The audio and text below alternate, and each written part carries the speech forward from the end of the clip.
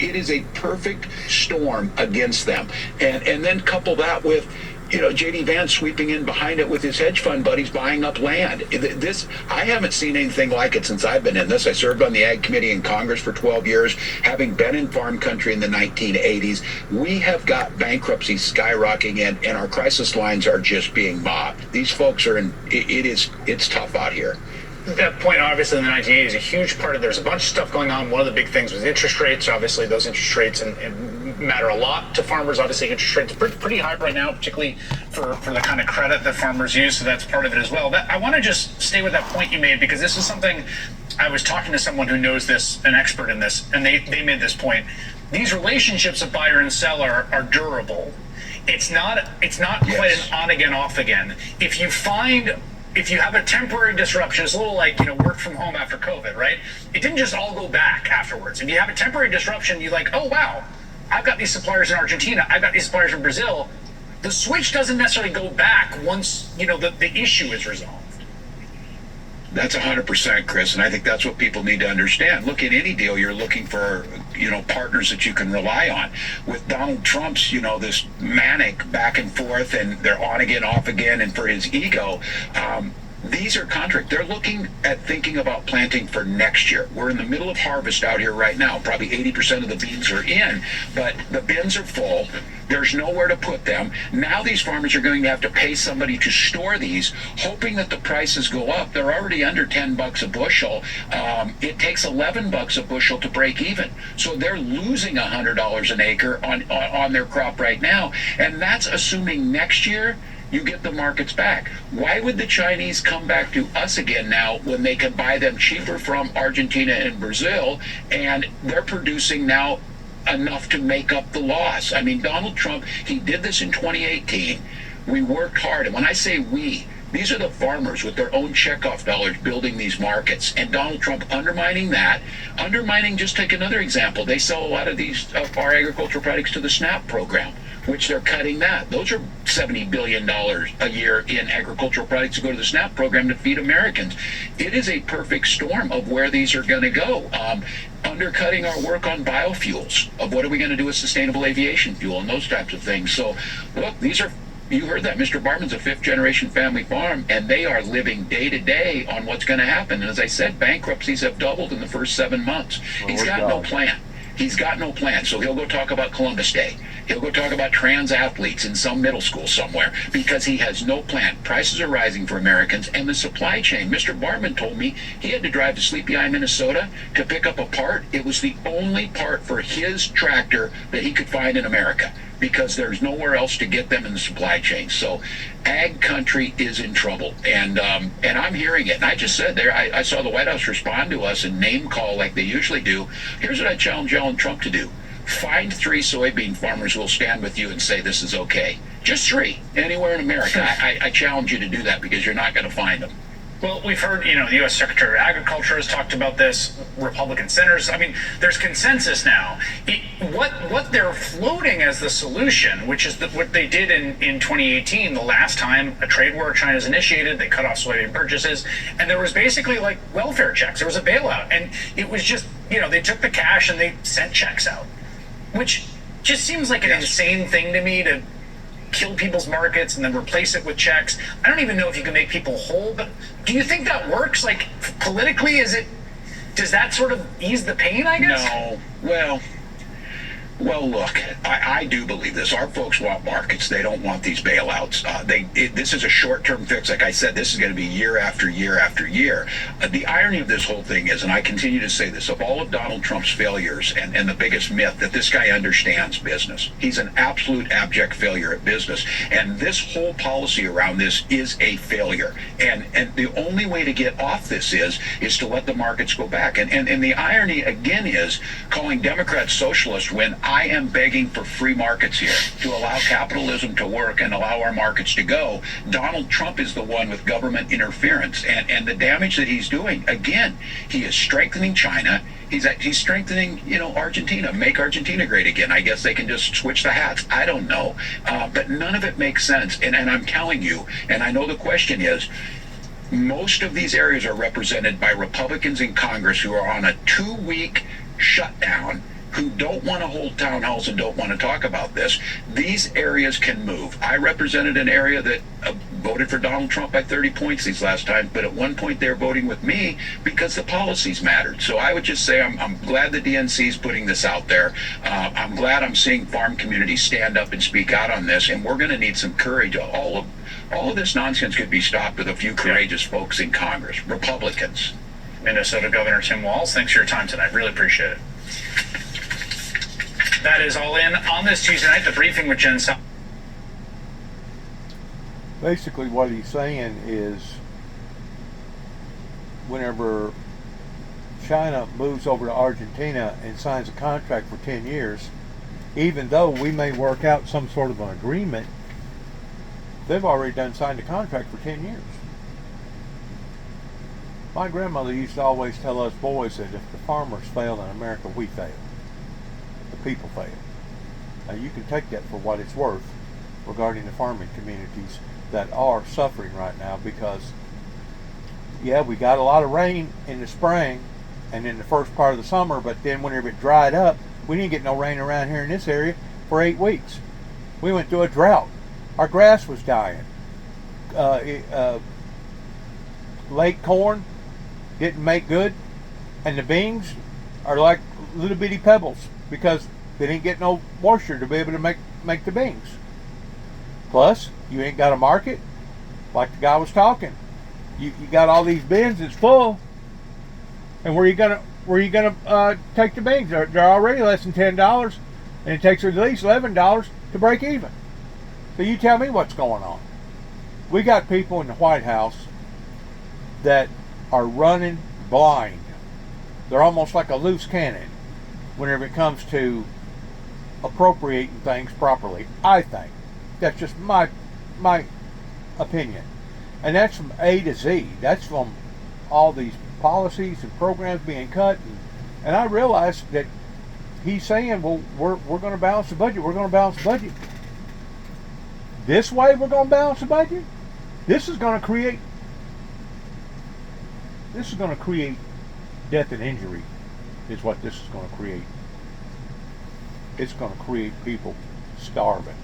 It's going to create more crime. It's going to create violence. That's what this is going to create. So much seems to be what it's all about. And for someone who claims to be some sort of political savant, that's pretty disconnected. I mean, look, today in the Washington Post, they released an analysis of who would be hit the hardest if Trump gets his way and those health care credits are allowed to expire. And take a look at this list because it's pretty eye-opening. Nearly a quarter of people under the age of 65 in Trump's adopted home state of Florida would see their health care premiums increase, the highest of any state. The hardest hit states after Florida are Texas and Georgia, followed by Mississippi, Utah, South Carolina, and Alabama, which of course are all states that Donald Trump won in the last election. So nearly 2 weeks into this government shutdown, does Trump still not realize that the voters he likes to refer to as his people are going to be hit the hardest by this? Who knows? When it comes to Donald Trump, it can be hard to tell if he really is as clueless as he appears or what exactly is going on. I mean, on the one hand, this is a guy who frequently tries to distance himself from controversy by claiming he doesn't know anything about it, when all the evidence suggests that can't possibly be true. On the other hand, Trump is a fundamentally incurious person about policy and the functioning of government, with a very well-documented history of ignoring details and losing interest in anything that isn't directly about him. So maybe he really doesn't know how devastating his healthcare premium hikes would be, or maybe he just doesn't care. And this is a question, unfortunately, we have to ask ourselves over and over again in the Trump era. I mean, take his disastrous Trump tariff policy. A new report out from... We just got to listen to the tariffs on agriculture. Unfortunately, nobody wants the government not to function, especially folks like me who are new to government. We come here, we want to get things done. We want to improve the nation. We want to fix problems that our constituents sent us here to fix. And obviously what we're seeing now is a breakdown in that. And we see this time and again over the past decades as government shutdowns are the result of the inability of us to craft a common sense way ahead. Now, right now, what we're seeing, though, I think is a little bit different than past shutdowns, albeit this is the first one I've personally been here for, is that this is a clean CR that, as Speaker Johnson said, was already supported by the Democrats earlier this year. This has already been passed. And the appropriations process of this Congress, 119th Congress, on both sides have said we need to get back to regular order on our appropriations process. As you all know, you've been doing this longer than I have. We long ago abandoned, not really through any declaration, just through natural drifting of momentum, we stopped using the appropriations process, which really was... This guy's got time on his hands, right? Showing up on podcasts and desperately trying to defend his legacy and explain this moment. And I think if enough people start not just being in a fetal position, but also not being just not worrying about it and detached from it, but being vigilant, but also saying, hey, you know what? We can stand up to this. You know, we can call it like we see it. No idea what he's talking about, actually. For a guy who got there because he gave a good speech, he's not making any sense because he's nervous. He even looks like he's kind of assuming the fetal position. Never even seen him sit like that. All right, because they know what they did against President Trump. Well, how fake it all was. He was in trouble literally for paying his own lawyer. What else did they try to get him in trouble for? Making a phone call to Georgia. You listen to that phone call, there isn't a sane person in the world that could say that was a problem. Having his own property, right, the documents, he owned that stuff. It is the law. It was up to him. Oh, and January 6th, peacefully and patriotically. It's all going to come out. And Barack Obama's prime role in all of this, you know, he stayed in Washington, D.C. after President Trump assumed office like he wanted to direct the swamp, like he was perhaps directing a shadow government and monitoring that little project, the collusion hoax, the Russia collusion hoax that he hatched with his, well, Comey and Brennan right there, who's shaking in his boots because he's about to go down.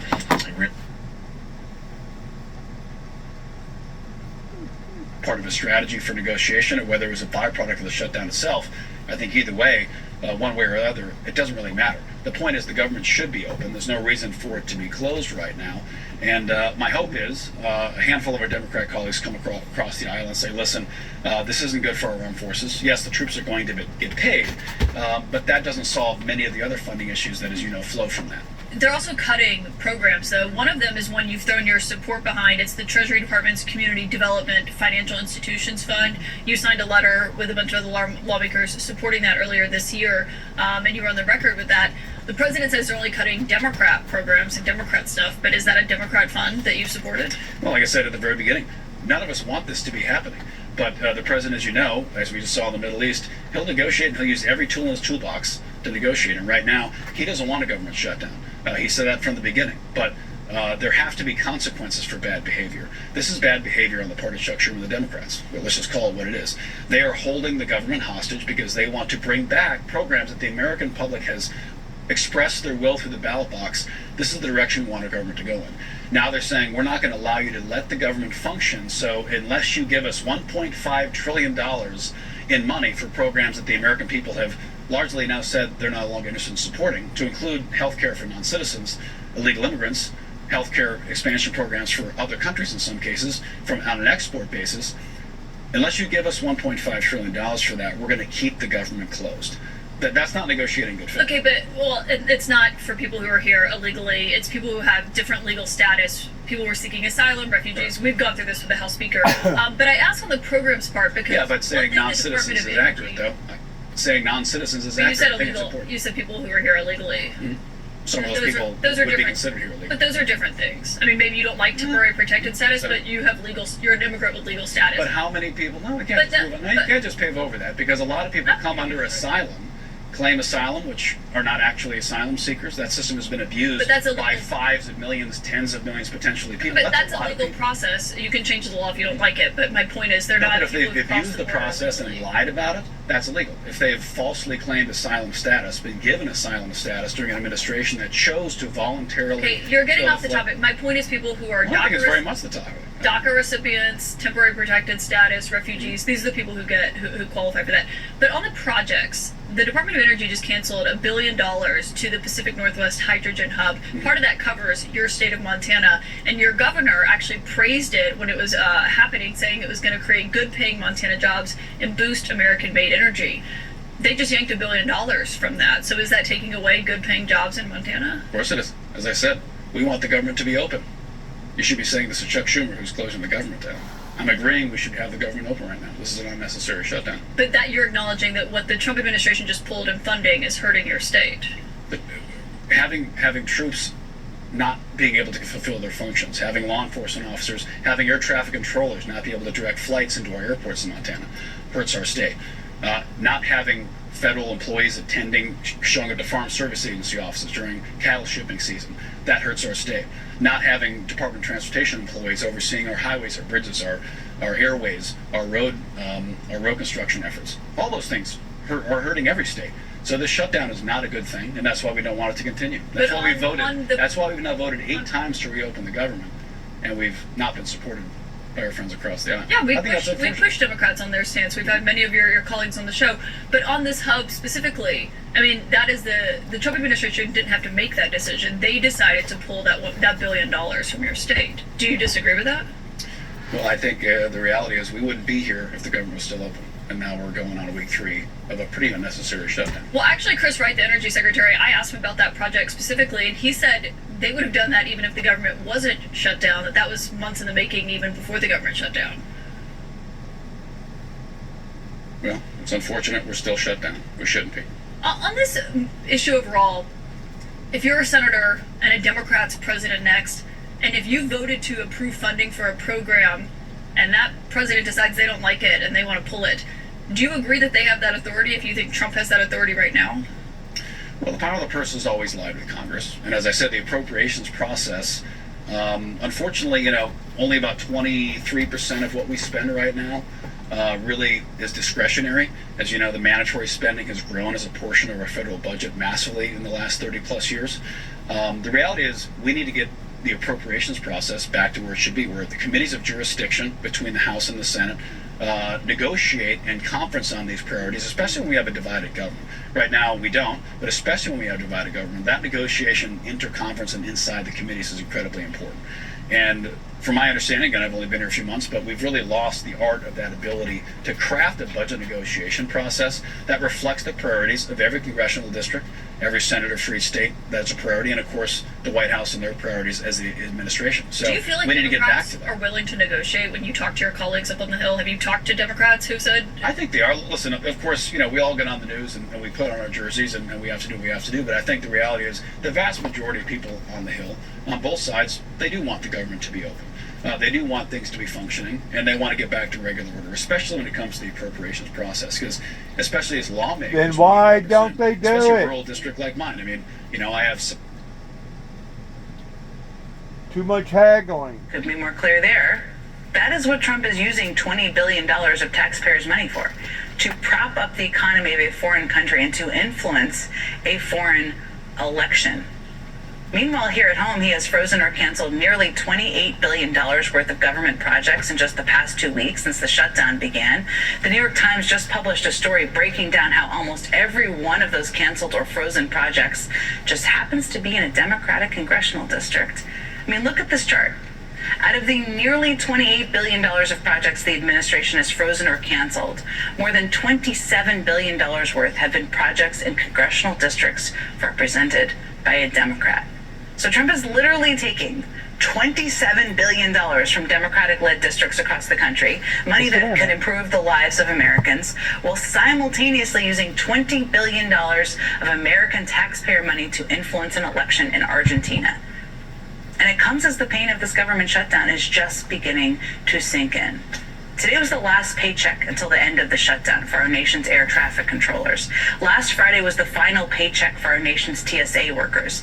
And both TSA and air traffic controllers will still be required to work, but will no longer get paid until the government is funded again.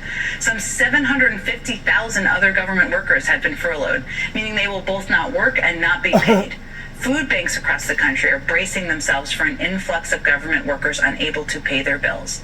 And remember, while hundreds of thousands of government workers are going without pay, the issue Trump and Republicans refuse to compromise with Democrats over is the extension of healthcare subsidies that would prevent 4 million people from losing their healthcare and 20 million more from having their costs go up. So what has become increasingly clear is that if you are an everyday American, Donald Trump either doesn't understand how badly he is hurting you, or he doesn't care. But if you're a member of his family, or a buddy from a foreign country, or anyone who can benefit him politically or financially, he will bend over backwards to help you. It's quite a contrast. Speaker Emerita Nancy Pelosi is standing by and joins me to discuss all of this and more in just 90 seconds.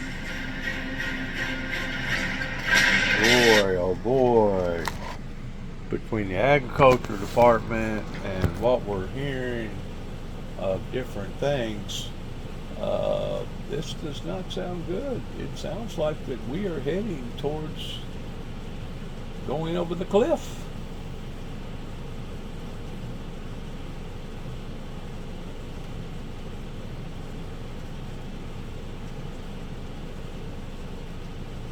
In other words, trying to save it ain't going to work, so they're going in the opposite direction towards purposely driving it off the cliff. Kind of reminds me of a race of NASCAR driver that once something minute goes wrong, a lot of times the race is over with because safety for not only the driver but safety for all the other drivers comes in play. And of course, you can't jeopardize that once you're knowledgeable that your vehicle isn't performing like it's supposed to be. Basically makes it unroadworthy to be out there on a racetrack to begin with. Basically, the race is already over with. And I guess maybe that's what Donald Trump is doing. He's deliberately driving it off the cliff. I don't know. This is all beyond me.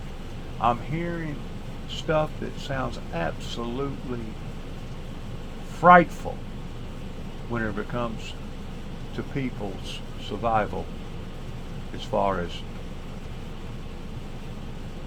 making a paycheck. Speaker Emerita Nancy Pelosi, it is great to see you. We started